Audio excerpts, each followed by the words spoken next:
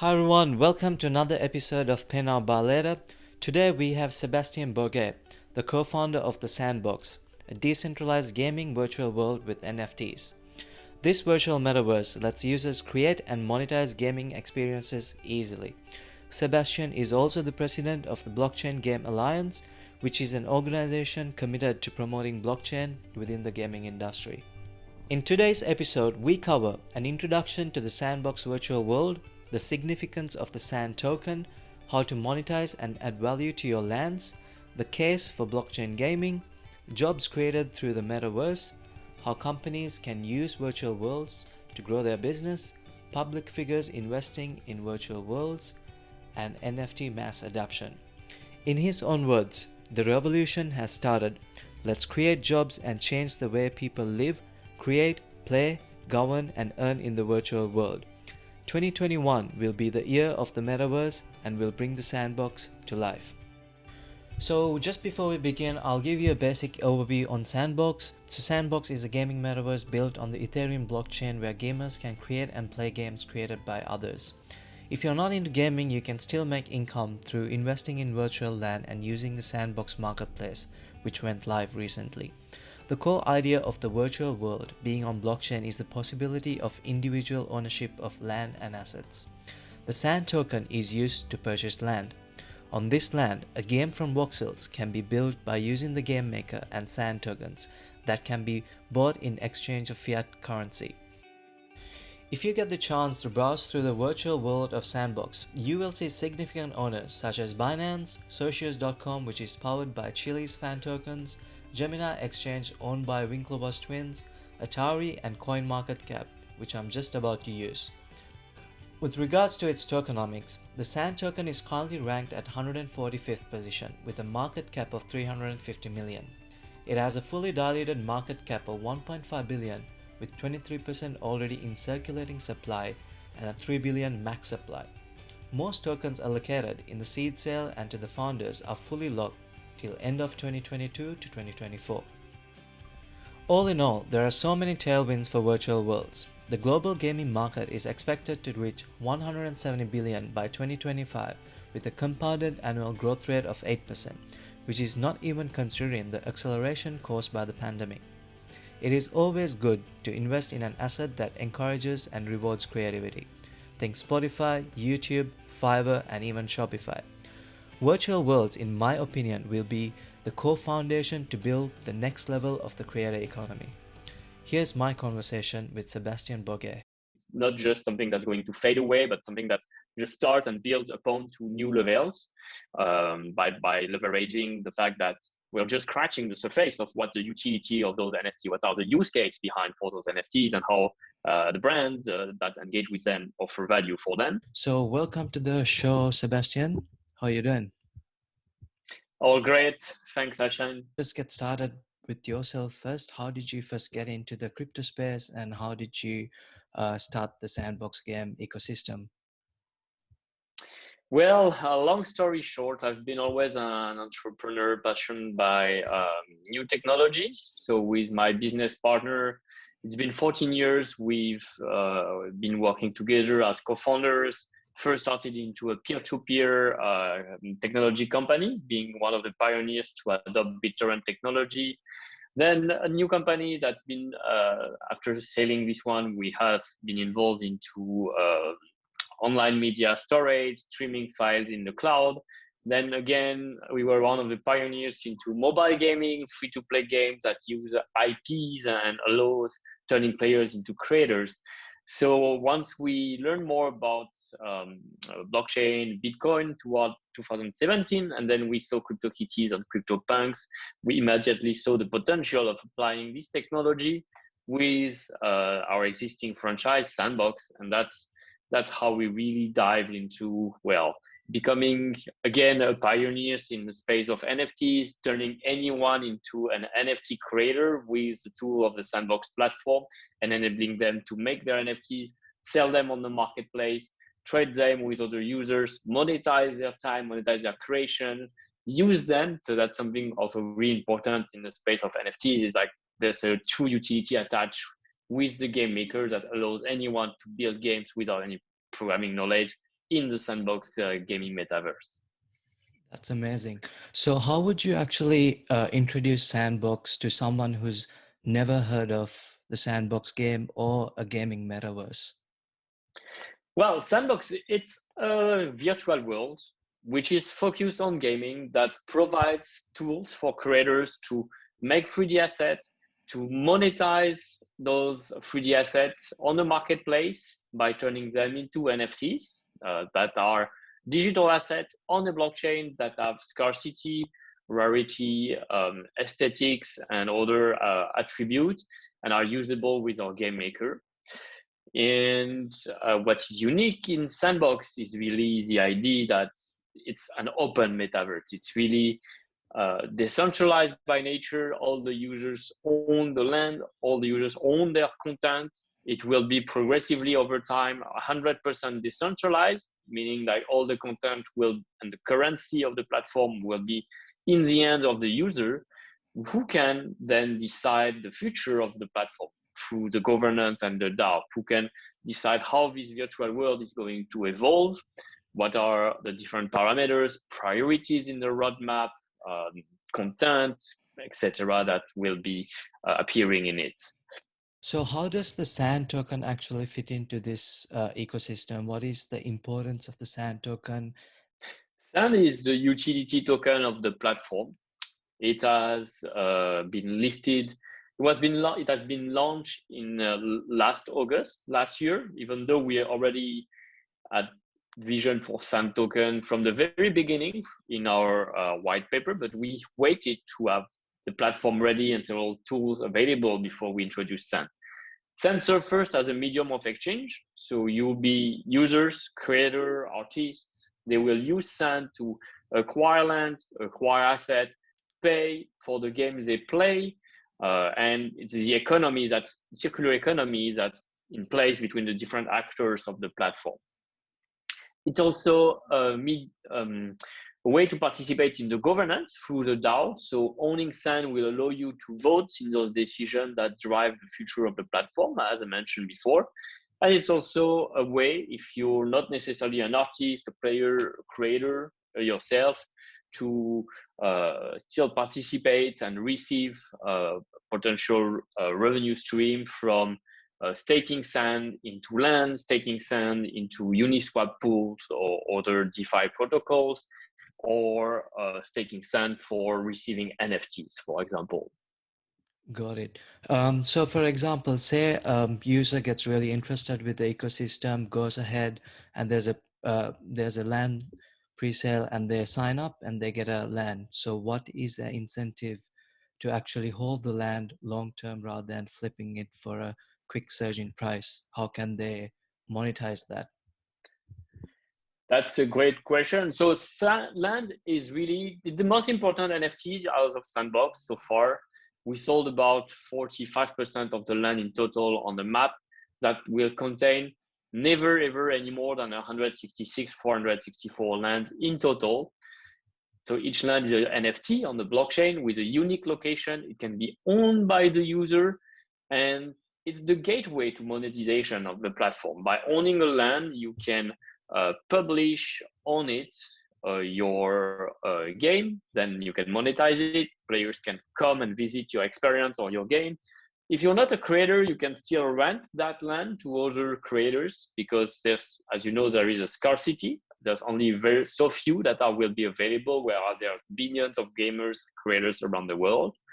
And you'll be able to have various incentives in staking, like staking in your land will be able to generate resource.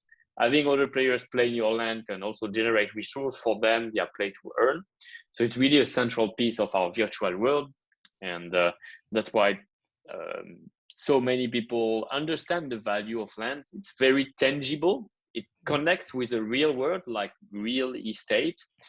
And we now are seeing various parties being involved, like acquiring lands to develop them. So it's almost like real estate promoters, like trying to build a shopping mall, an hotel, a club, a land, a theme park, to develop the activities on it to attract people and to turn them into business. All of that is coming into virtual world in Sandbox, where you can have like those concert places, cafe, club, yoga places, etc., as well as just traditional game. It's really exciting.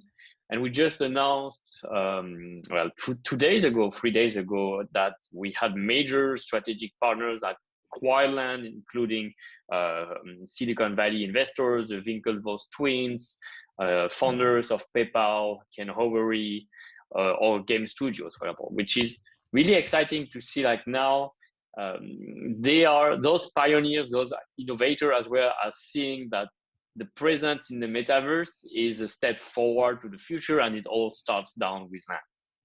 Yeah, absolutely.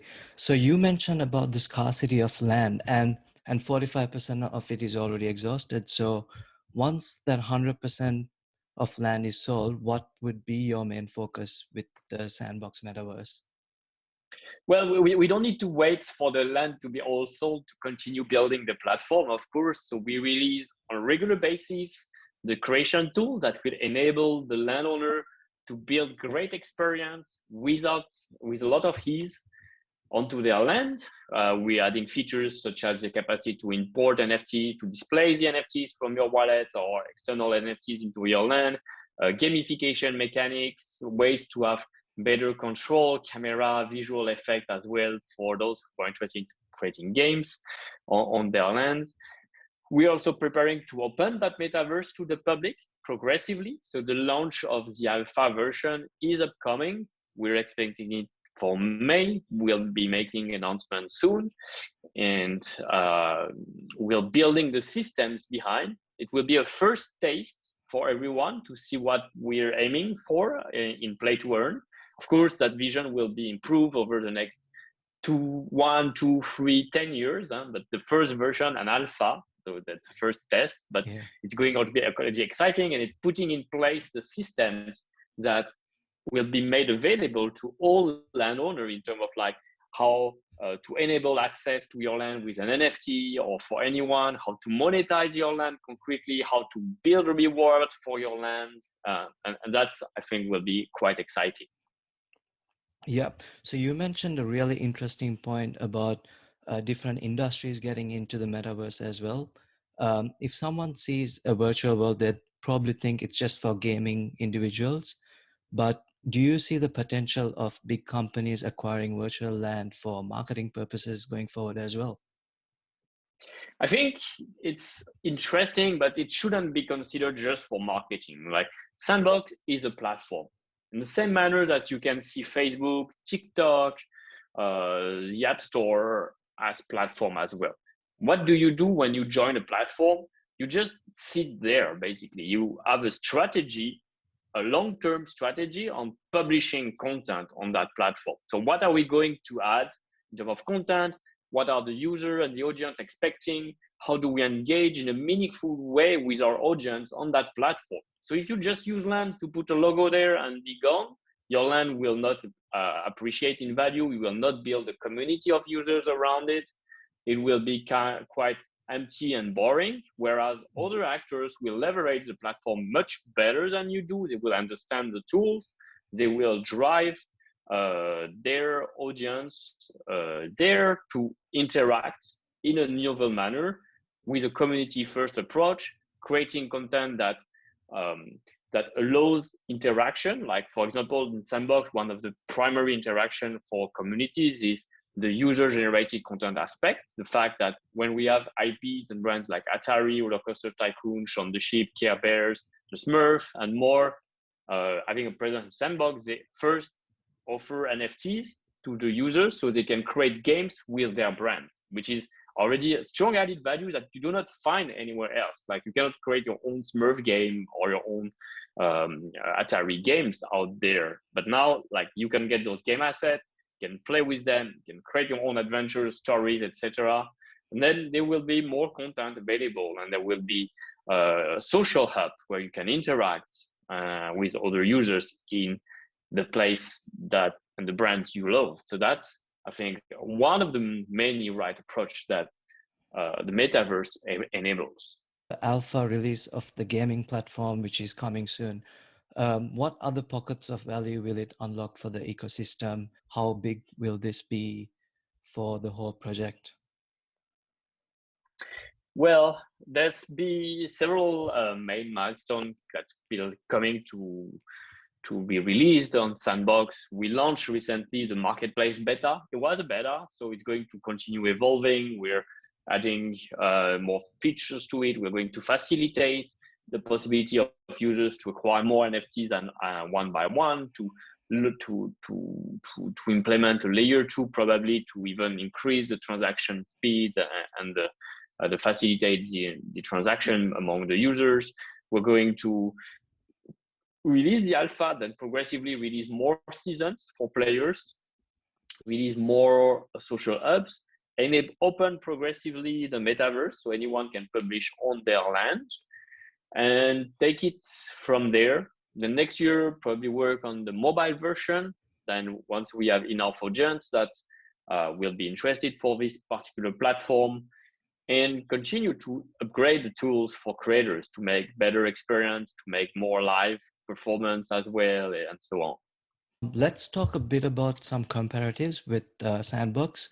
So, as we know, Minecraft has over 120 million active users, Roblox has over 160 million active users, and Roblox is actually valued at over $40 billion. And Sandbox, on the other hand, is only at 420 million. Is this your main competition? I would say those are good benchmark indeed. Minecraft, Roblox are closed economy, virtual world, metaverses. What you create there, the users do not own it. The users cannot transfer it out. So we aren't really seeing the economic potential of opening and enabling the free trade of goods, the free trade of services that then can happen based on the ownership thanks to the NFTs. Some might think that based on the numbers and indeed based on the recent Roblox IPO that very recently happened, and all the understanding in the media and to the mainstream that people acquired through what is user generated content and what does it mean to create now.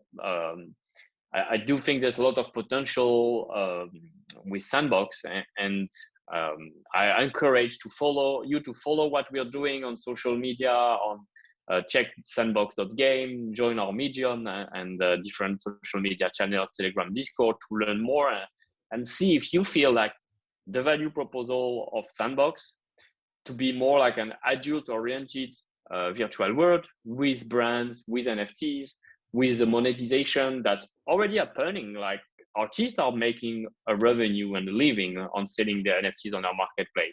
The foundation is supporting game creators, even though before we launch it, etc. And it's something that you can project over a long term, like the next decade, etc. Apart from Sandbox, there's Engine, Decentraland, a lot of new NFT players in the game. So, in your opinion, do you think multiple NFT metaverses can coexist? Absolutely. I think it's great that there's a lot of diversity around the NFT metaverse. I'm not a big fan of one rules all kind of approach here. Like I do believe that there will be a lot of niches audiences that focus here. I'm here on this metaverse because it's better for fashion, it's better for socializing, for virtual crypto art galleries. But I'm more here for this one because they are better at play to earn and gaming and so on. So a lot of diversity, but with the use of the blockchain and NFT, we can see already the interoperability. So the thing I own and I bought on this one, I can bring and use as well on this other one. My avatar will be my passport to travel across all those different metaverses. And and that's on the contrary, that's the demonstration of the benefit of blockchain. If there was only one giant metaverse that rules them all and no other, Yeah. it would be hard to justify why it would be decentralized because it would be just concentrated in one single entity at the end of the day. Within 5 years, Sandbox will be 100% decentralized. So you and your team, you've done amazingly well over the last decade to bring Sandbox up to this level. So once it's decentralized, how do you control and guide through the rest of the years? Well, the idea is like we will no longer control or guide. We will just become an actor among the community that contributes, like other community members, creators, etc. Will be supported by the community and the fact that community is engaging on the platform. For example, transaction fees on the marketplace, transaction fees on games. We'll keep some sand coming back to the company to develop and update game maker tool, etc. We can still imagine that over the next decade, we open source all the tools, and even the community participates in building the tools by themselves in Sandbox. And it could be a great demonstration of full decentralization when the companies that still at the beginning try to set direction, validate, and set a certain quality standard for the content, after step backs, and it becomes really full user generated content, fully governed by the users, and we are no longer the captain on the ship, you know? We've seen many public figures step up the NFT game as well. Do you have any interesting collaborations with public figures? Yes, you just had last week some names that have been announced, like there's the Winklevoss, Tyler and Cameron from Gemini. There's Avenged Sevenfold, which is a Emmy Award-winning heavy metal group that has presence in our metaverse. You can expect more and more music artists, group, bands, celebrities, entertainment IPs. Just take a little time, but it takes less time thanks to the acceleration we've seen over the past few months, and some of them already stepping up, doing NFT, creating NFTs, doing those NFT sales. We just want to make sure when we work with them that, as I mentioned before, we have this vision of, they have this vision, they have this strategy of what does it mean for them as a brand to be into our metaverse. Or it's not just we do one NFT sale and be gone, but it's like, okay, how do we continuously provide value for our community? How do we continuously engage with the people who support us, the fans, the one who collects with us, and what utility do we give them? We give to them to the content they acquire from us. Is it just something they keep and slips in a wallet, or is it something they can use as an avatar, as a wearable, that they can create games and adventures and story with it, that they can expand and connect better with us? And I think that it's probably the latter. And Sandbox is one of the only places that offer that at the moment. Back in 2017, when you had this grand vision for Sandbox, did you ever imagine NFTs to reach mass adoption this soon and at this level? It's something we've been always in. I've been working 3 years with the team on Sandbox, and as a president of Blockchain Game Alliance, I was expanding knowledge in the space. So we knew it was coming, and we're glad that we were expecting it to come earlier, actually. So we're glad that it is here now. There's a lot of just better understanding. It should be for the right reasons. Hopefully, we continue to push like what could be right use case. So it's not just something that's going to fade away, but something that just starts and builds upon to new levels by leveraging the fact that we're just scratching the surface of what the utility of those NFTs, what are the use case behind for those NFTs, and how the brands that engage with them offer value for them. Yes, so it's very exciting, and we are glad that we've been going through the hard time. So now we are accelerating during the good times. So in the future, do you ever see VR hardware such as Oculus integrating with metaverses such as Sandbox? I think it can be interesting if users want it to, the community build themselves this kind of integration. Our goal is not necessarily to restrict the access to a certain way to enjoy, like virtual reality is great. There are some metaverses that actually specialize in virtual reality. We chose not to, we chose our specialty to be gaming already, and to broaden the spectrum rather than for the moment reduce it. But as I mentioned, it's great that there's things for all tastes. There's a place where you can really feel maximum of immersion into the world. Whereas in Sandbox, you can still feel like I'm in the real world, I'm in the virtual world. I can see myself. I don't need to be at the same time the two. So the two avatars, the two entities. I can be actually two separate and still live on the separate experience.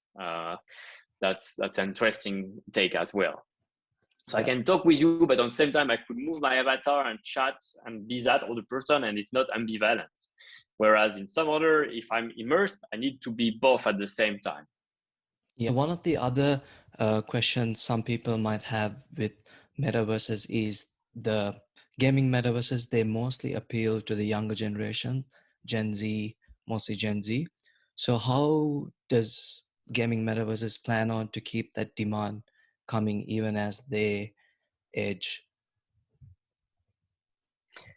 I think it's becoming more and more natural for this new generation to actually project themselves into virtual worlds. They're already accustomed to owning digital assets more than physical ones because they've been growing to in-app purchase, mobile gaming, essentially. So they didn't have this culture of value is only into physical things that I can touch, but they have this project, this vision, this understanding that value is more in what you show, what you own, and that it can be only fully digital. So I think it's going to be accelerating over the next decade on the opposite way, because that's that generation that I would call digitally native is coming from like baby childs using baby and children using iPads back it's already 15 years ago. I can't realize I'm ready to start experience. I'm ready to work, to get my first job, to actually play video games as an earning, and it's becoming more and more widely accepted as well. It's a big cultural shift around it that I think is moving all into that direction, that the virtual world economies will be outgrowing the physical world economy. Right. So what are some exciting features Sandbox token holders and people in the ecosystem can look forward to in the next few years? We alluded a little bit to some of them, as I mentioned before, like new release of the game maker, the fact that they will be able to play in mobile in the next few years as well, the opening of the metaverse with season, with different play to earn mechanism, where it's not just about playing, it's also about creating. So you spend time, and the time you spend is actually transformed into resource, can be NFTs, can be token that you receive as reward for your contribution to the platform, and then can decide to keep or sell, converting it into that revenue stream. That then keeping to build the different type of experience that match with like more like live concert, live shows, etc. The expectation of the audience, and moving forward, proving more and more the tools that support the decentralization and keeping the platform open. So putting in place DAOs, putting in place mechanism for voting, putting in place running all of that via smart contract, so it can be become more autonomous in the way like it will be governed. Those are the key systems that are still in the work and to be put in place in our metaverse. Virtual worlds are still in their early innings. Going forward, what new innovative jobs do you think will be created thanks to the metaverse? Oh yes, well I think like we've already seen like Second Life, RuneScape, World of Warcraft. Those are virtual worlds that are 20, 25 years old and still active. So Sandbox is just in infancy at 3 years old. I can already project Sandbox over the next 10, 20 plus years, and it will be a different Sandbox than what it is now, of course, with the evolution of technology, what people will do, and with the built-in governance, it could become a bit more political. People will join guilds and DAOs, and how games are published and made on the platform will change a lot from what we are seeing now in this infancy period. I'm seeing all sorts of digital jobs already happening. We have like architects of worlds that are building the foundation, the ground, the terrain structure. We are seeing artists who are designing the content for the game creator, and they're putting that content on sale on the NFT marketplace. Beta we launched last week. We're seeing like fashion designers, virtual fashion designers. They're creating wearables, unique wearables like virtual sneakers, like artifact studios, custom avatars, etc. For the players and the creators in our world. And then beyond it, we'll go further. Like we'll have content curators, tour guides, people who are here to tell you the story, people who are here to train you to be trainers, to become a better players, a better creator, and so optimize your efficiency.